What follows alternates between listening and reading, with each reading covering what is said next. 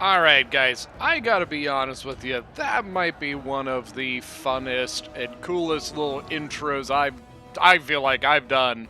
Welcome back to Total War Rome 2. This is Ellington, and we are back with an epic 4 versus 4 siege battle. Now, if you are just recently watching, and just recently watched the last video from this week, you might be like, "Oh, I recognize this settlement," and you would correct. It does look the same, but it is not the same.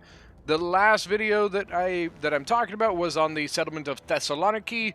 We are on the settlement of Brundisium, and it's basically a carbon copy of the two, but the capture point is here, while on Thessaloniki, the capture point is here.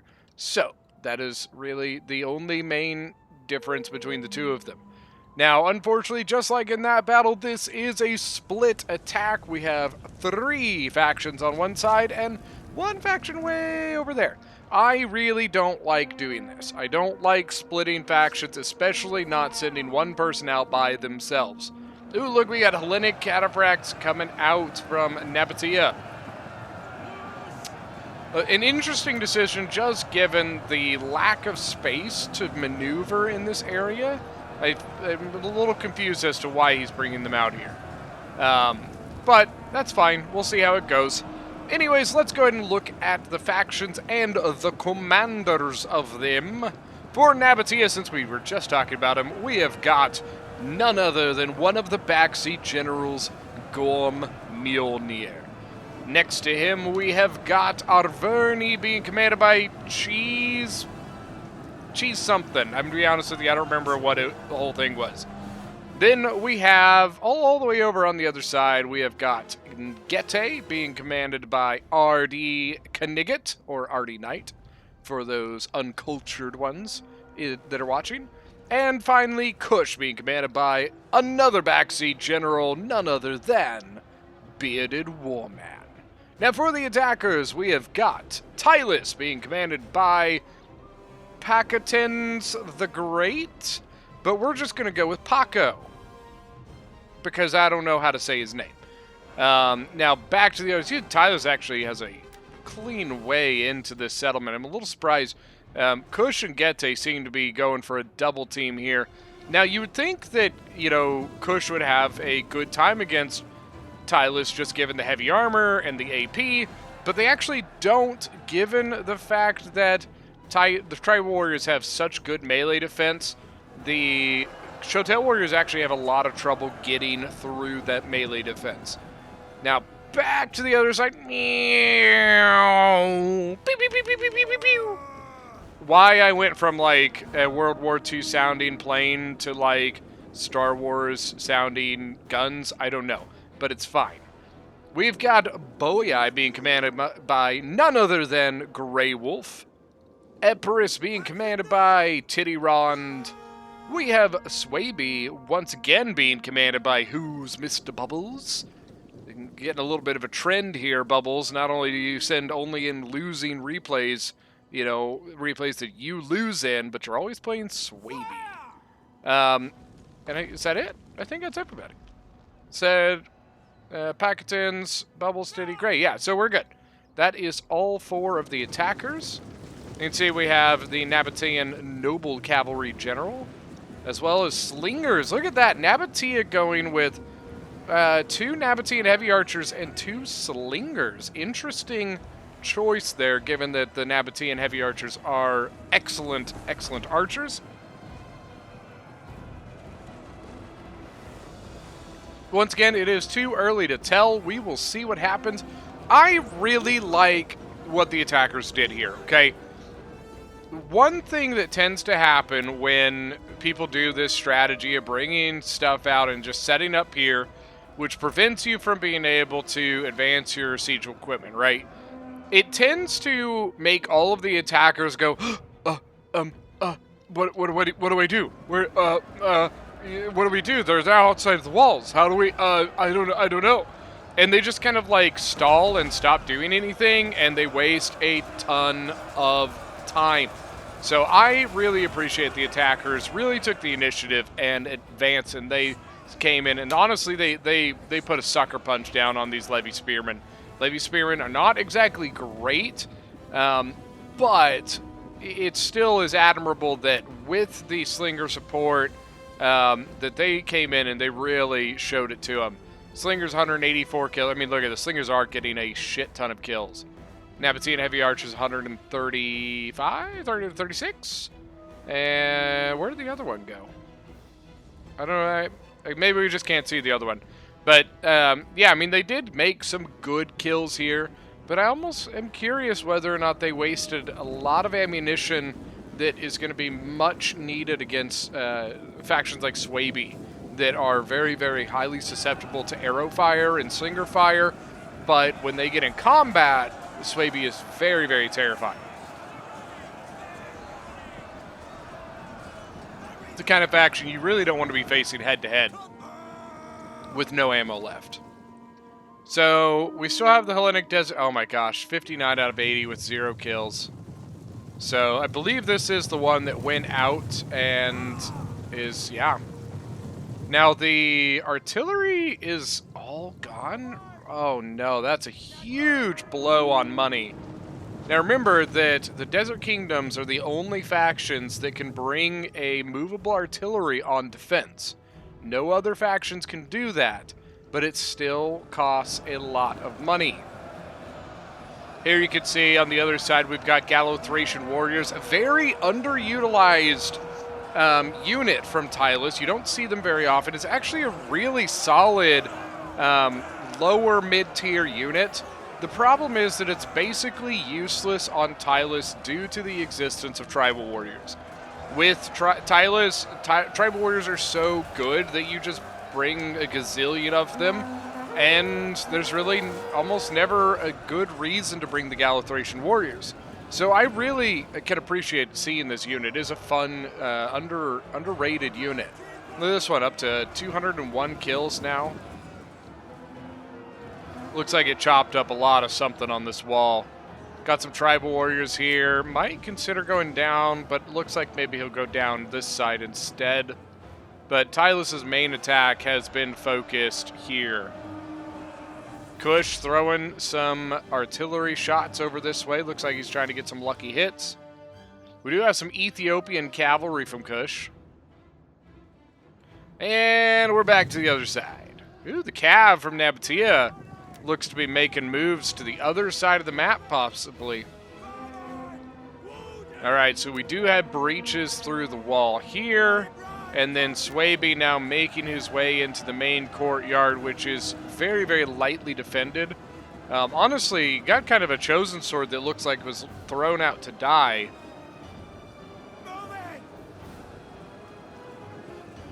Not really sure what was up with that, but Swordmaster's now in, and a club levy. The artillery, 62 kills, 78 kills. And it looks like they only brought the 2.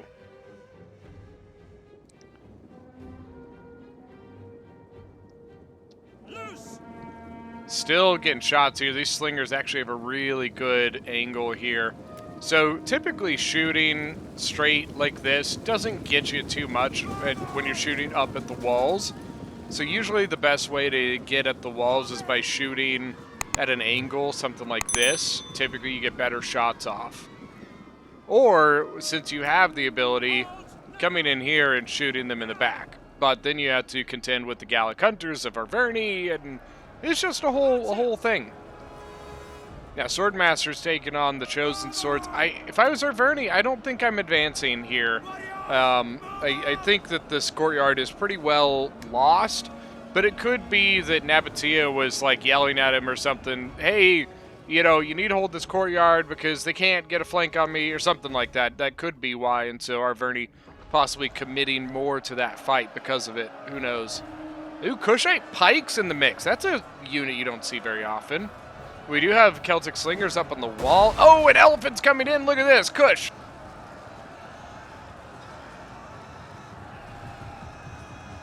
Might be a little bit early on the Stampede. No shield wall from Tylus. They are not out of control. Only 20. Oh, there we go. Now we're getting some kills. African war elephants. Something they could do here. Tyler's turn around, throw a Javi toss back. Oh no, stop throwing. No, don't put more stuff in here. What are you doing? Tylus's best defense here is the shield wall, and he's not using it. Celtic Slingers, I think, are shooting at them.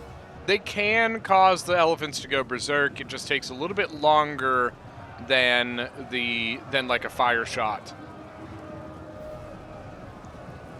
Oh my god, this tribal warrior is so screwed. Oh no. Oh no. Oh, don't. Oh, Tylus. Ay, ay, ay. I think he might have been trying to go for the Javi toss there, but unfortunately not quite succeeding. The elephants are now out of control. 140 kills with a chevron, so they have gotten good quality kills here. That has definitely bought the defenders time, but I'll be honest with you, Tylus is not looking so hot right now. Tylus, honestly, but you think he was getting double teamed. The other side here really taking it on the chin to buy time for Kush and Gete to double team Tylus, which hopefully will then give them enough time to come back over here and assist with this. Definitely going to be interesting. Cav coming out again. Hellenic Desert Cataphracts. They might get tied up. Sometimes going through the breaches is tough. Oh, not a great charge. Well, the charge was fine. Never mind. The charge was fine, but the Javi toss was extremely painful. He busted right through that Celtic warrior and is now getting into the Kimbri bowwomen. Sorry about that. But he is now gone. I think he got about 100 kills. Sorry, my computer forced me out. Something popped up and it kicked me out of the game. As in, like, it kicked me back to a different screen, and that's why it paused. I apologize about that. Now look at this. Boei going straight in with Oathsworn already. A good call here because, honestly, the Arverni Chosen Swords are a mid-tier, and they're not going to be able to handle an Oathsworn thrown at them. Actually, I think, God almighty, how many did Boei go all Oathsworn and Celtics? I think he did. I don't think he even brought Sword Followers. I think Nabatea might be trying something cheeky here. Gallic Hunters have actually kind of snuck out a little bit to get some shots over here. Sneaky, sneaky. Nabatea's Noble Cavalry are tied up. Tied up in those archers, though. Oh, don't do it. Don't. No, this is a terrible idea. Oh, God. Oh, God. Why? Ow, it hurts. Oh. 66 out of 80. That was 14. Oh, my gosh. 18 men lost.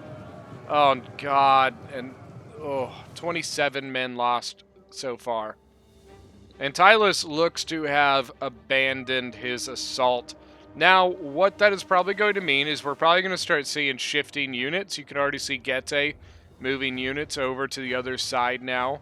Looks like he's taking all of his Dacian heavy bows, some heavy axes.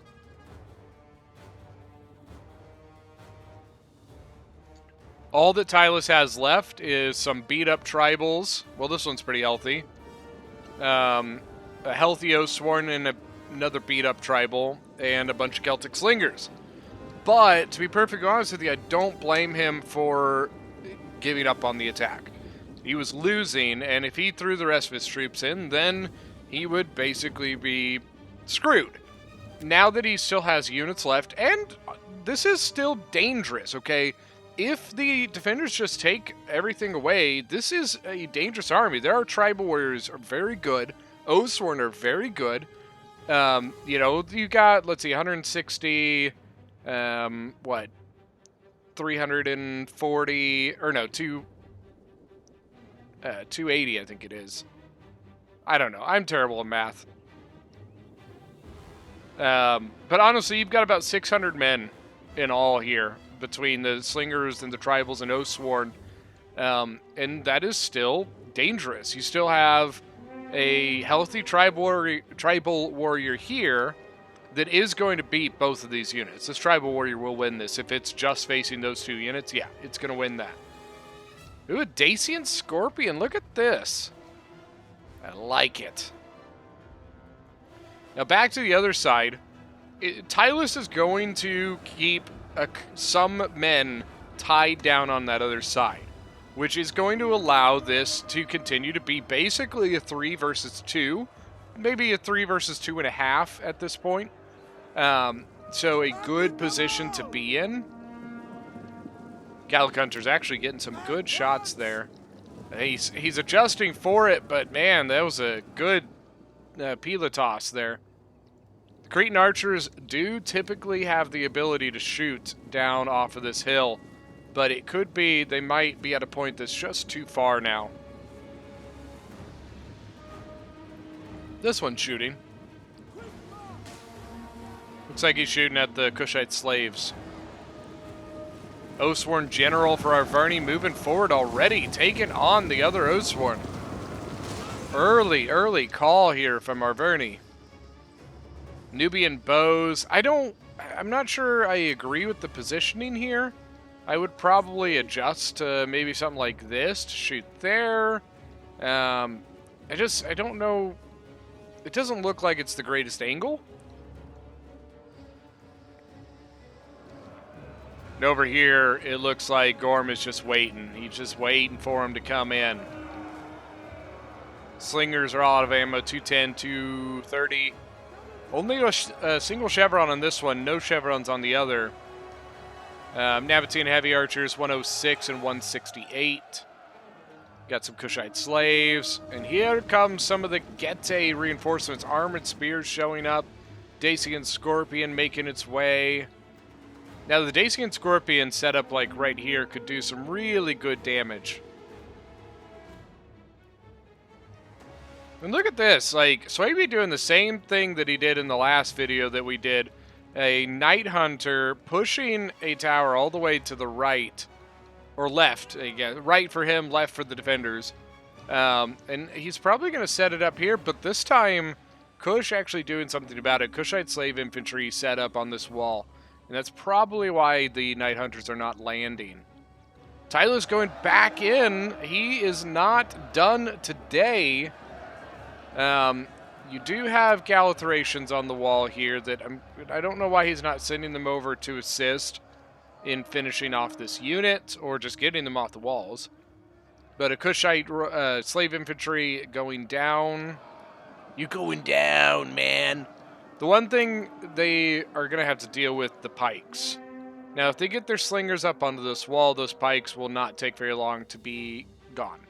Tylus is going to make it into the settlement with the small forces that he has left.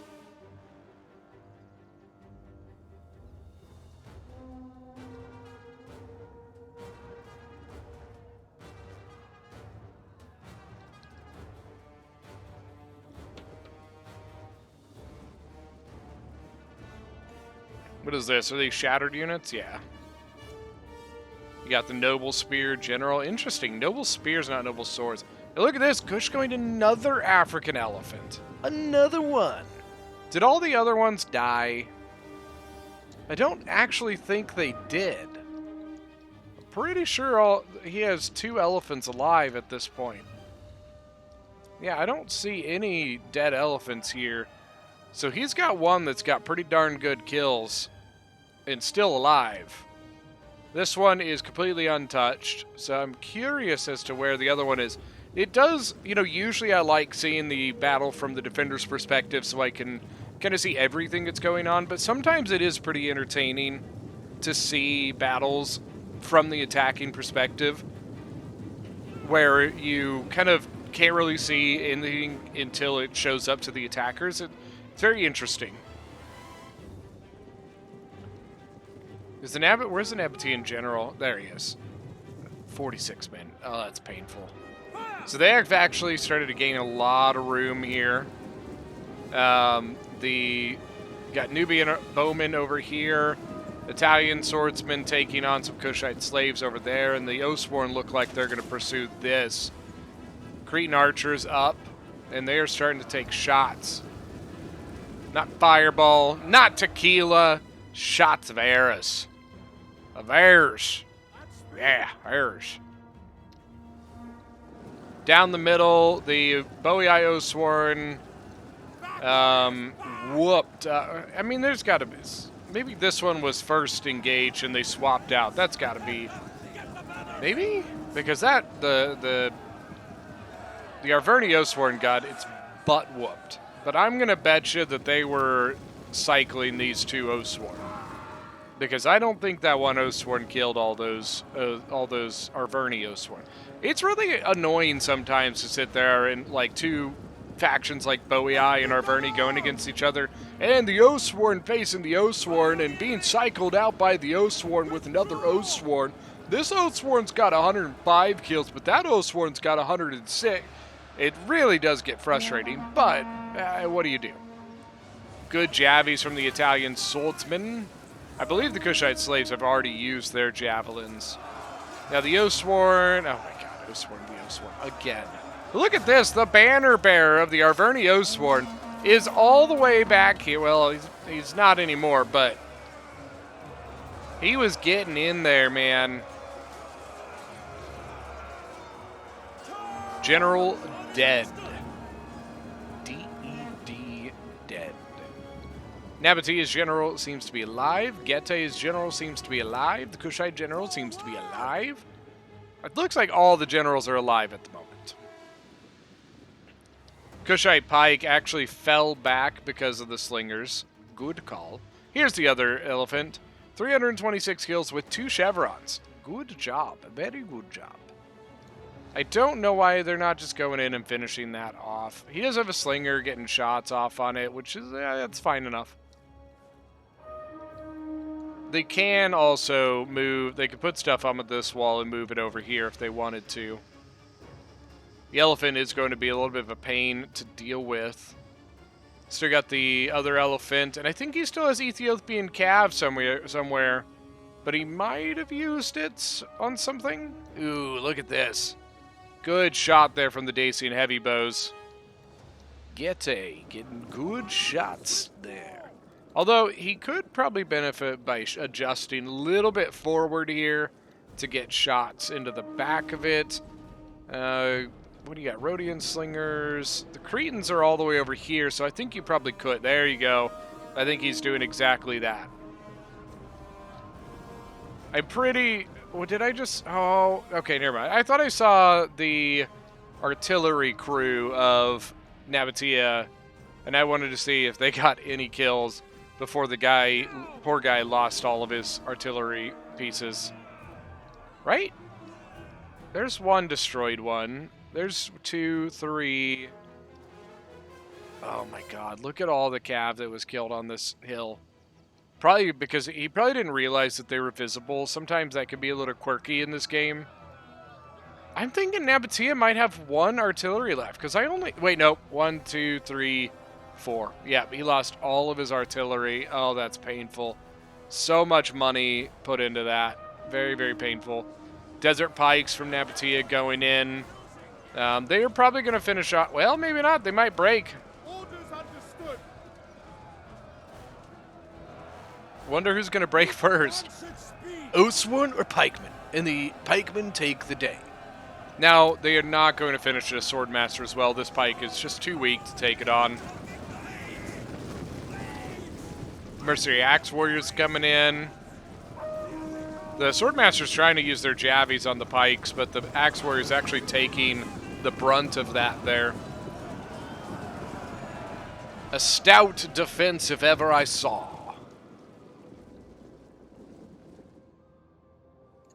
Tylus, I think, is going to end up being an issue. You can see he's pushing a lot of units this other direction while keeping just 1 unit here to finish this off.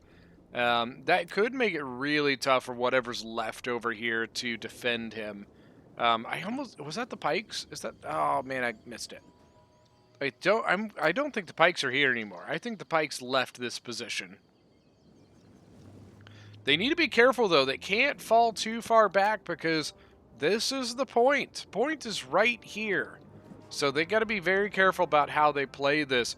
It could turn into something that if Tylus continues to be a nuisance on the other side and they can't keep defending it with the little bit that's there, they may have to condense their formation closer to the point to alleviate some of that pressure.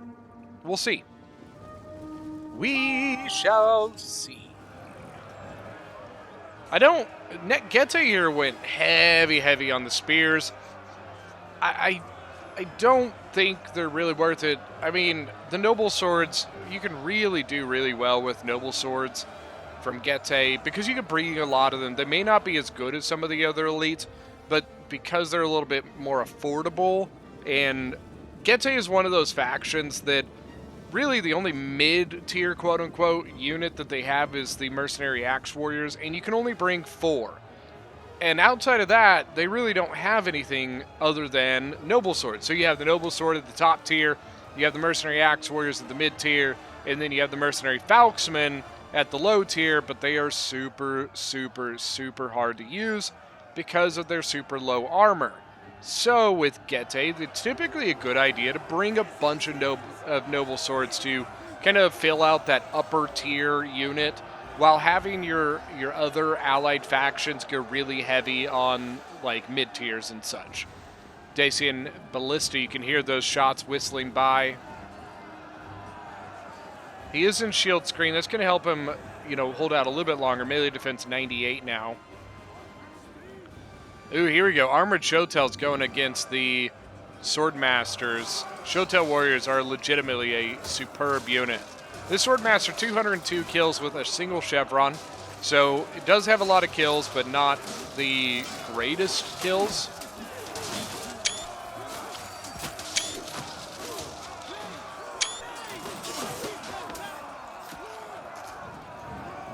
Swordmaster's now pulling out, switching out with the Oathsworn. A little bit of an awkward charge there from the Armored Shotel, though. There's the headhunt for the Oathsworn. Armored Shotels do not receive an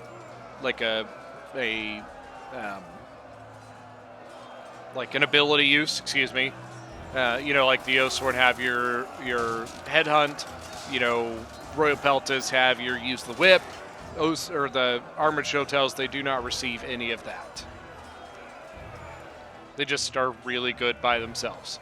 And they have a really good archer shot there. Look at that. Nice shot, Kush. Very good shot.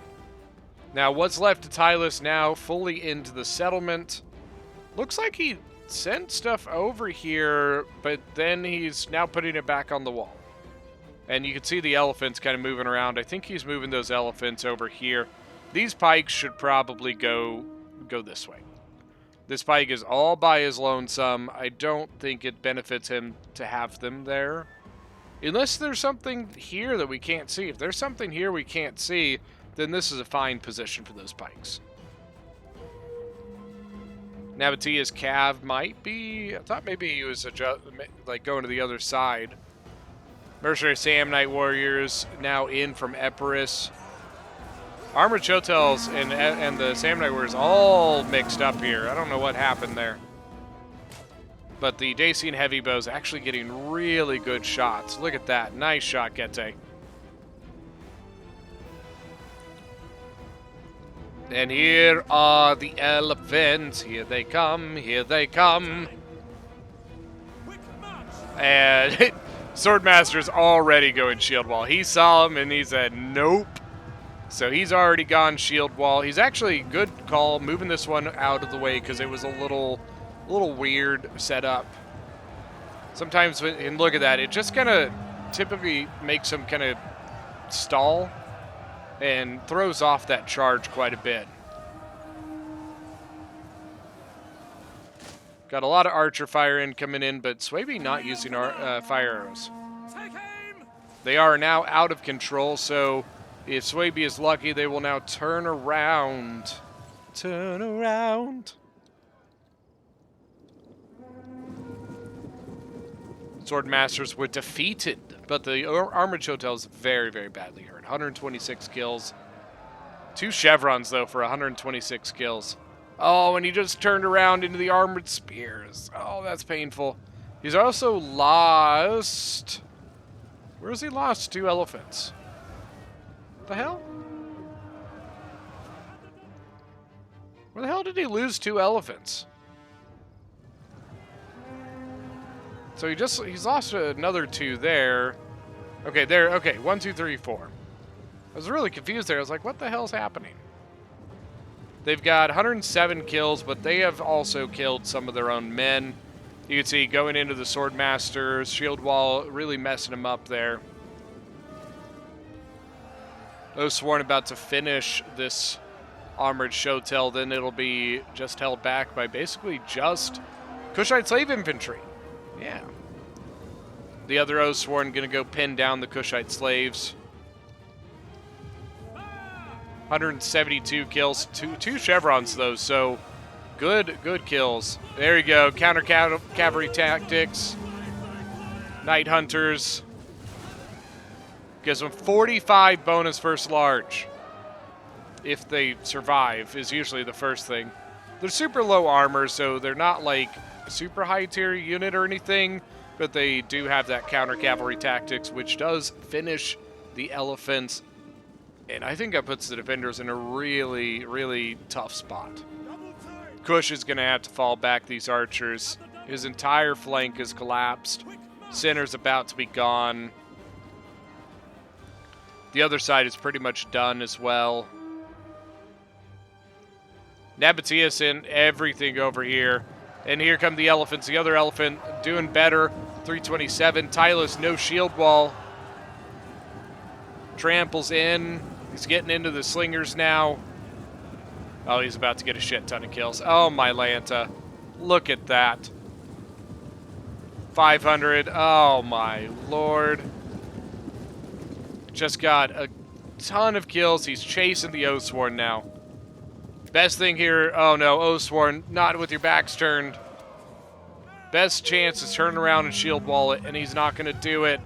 Oh, no. Oh. They are getting some shots off on him, though, with those slingers.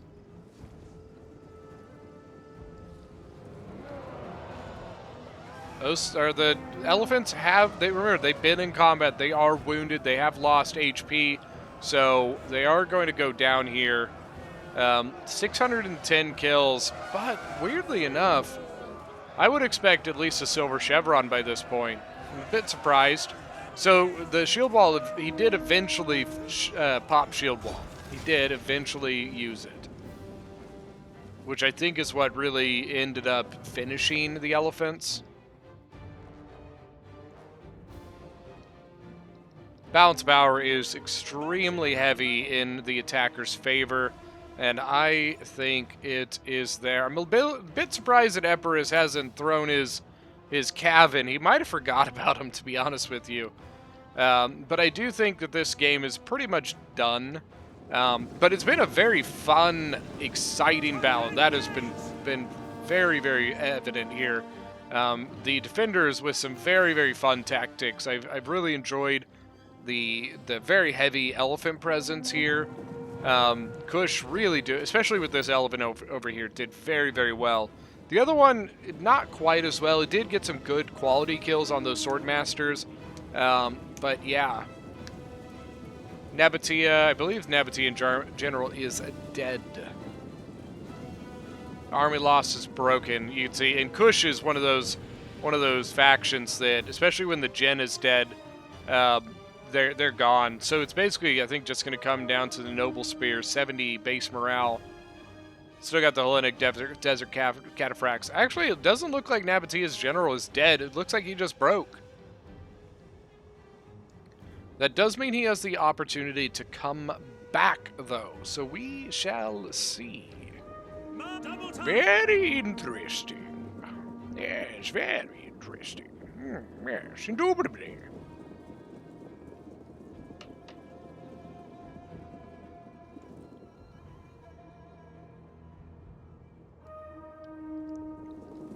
Yeah, this Noble Spear is just... This poor guy is so screwed. He popped battle rhythm for some reason. I'm not a, maybe it was an accident. Ready, men. Engage. Maybe it was an accident. We're going to go ahead and fast forward here. I don't think this Noble Spear is going to make it to the end.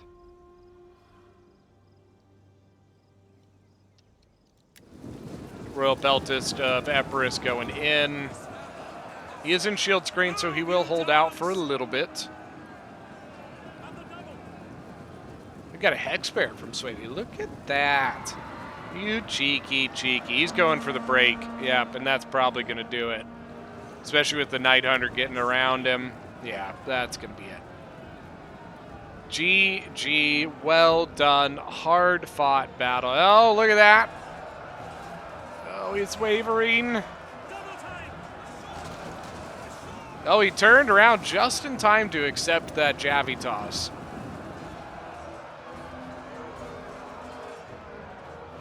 But now he's got the Royal Peltist behind him. That Royal Peltist is right where he wants to be. Well fought battle there. Well fought by the defenders and well fought by the attackers. Very, very, very fun battle. Let's go look at some kills real quick. All right, so first off, we have Paco as Tylus with 2,332 kills, leading off the attackers, actually. Honestly, it's probably because he was kind of getting double teamed, so he had more people to kill. 112 on the Oathsworn. The Galathracians 231, 155, 133. Tribal Warriors 224, 196. Who's Mr. Bubbles as Swaby with 2,068 kills. Still decently healthy. 319, 259, 241, 174 on the Swordmasters. Even the Club Levy 131, 115, 115. Titty Rond as Epirus with 1,665 kills, but very, very healthy. A lot of cav left. His archers did really well.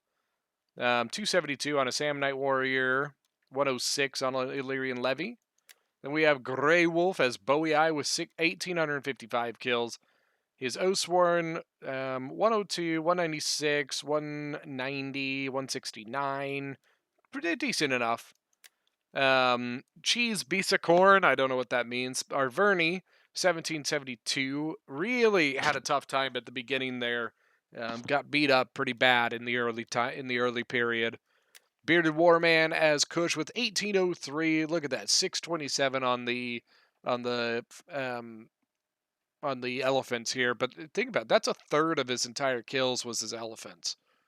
Armored Showtails 128, 145. His archers, not great.